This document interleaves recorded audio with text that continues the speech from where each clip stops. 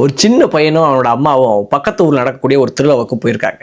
அந்த திருவிழாவில் லட்சக்கணக்கான மக்கள் கூட்டம், கட்டுக்கடங்காத கூட்டம். அந்த கூட்டத்தில் குட்டி பையன் அம்மாவை தொலைச்சிடுறான். ரொம்ப நேரமாக தேடியும் அந்த குட்டி பையனால் கண்டுபிடிக்க முடியலை. ஒரு ஓரத்தில் நின்று அழுதுகிட்டே இருந்திருக்கான். அப்போ அந்த வழியாக போன ஒரு ஊர் பெரியவர், ஏன் தம்பி அழுகிறன்னு அந்த பையனை பார்த்து கேட்டாங்க. அந்த பையன் சொல்கிறான், எங்கள் அம்மாவோட திருவிழாவுக்கு வந்தேன், இந்த கூட்டத்தில் எங்கள் அம்மாவை தொலைச்சிட்டேன், எங்கள் அம்மாவை கண்டுபிடிக்க முடியல அப்படின்னு. உடனே அந்த பெரியவர், கவலைப்படாத தம்பி, உங்கள் அம்மாவை நான் கண்டுபிடிச்சி தரேன், உங்கள் அம்மா எப்படி இருப்பாங்கன்னு சொல்லு, நான் அந்த அடையாளங்களை வச்சு கண்டுபிடிச்சி தரேன் அப்படின்னு சொல்லிட்டு அந்த பெரியவர் சொல்கிறார். உடனே குட்டி பையன் சொல்கிறான், எங்கள் அம்மா ரொம்ப அழகாக இருப்பாங்க அப்படின்னு சொல்கிறான்.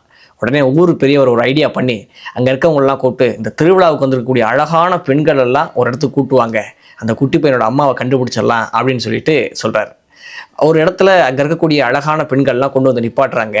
அந்த குட்டி பையன் போய் பார்த்துட்டு, இவங்க யாருமே எங்கள் அம்மா இல்லை, இவங்களை விட எங்கள் அம்மா அழகாக இருப்பாங்கன்னு சொல்லிட்டு இருக்கும்போது, இவங்களை விட எப்படி ஒரு பொண்ணால் அழகாக இருக்க முடியும்னு எல்லாரும் யோசிச்சுட்டு இருந்தாங்க.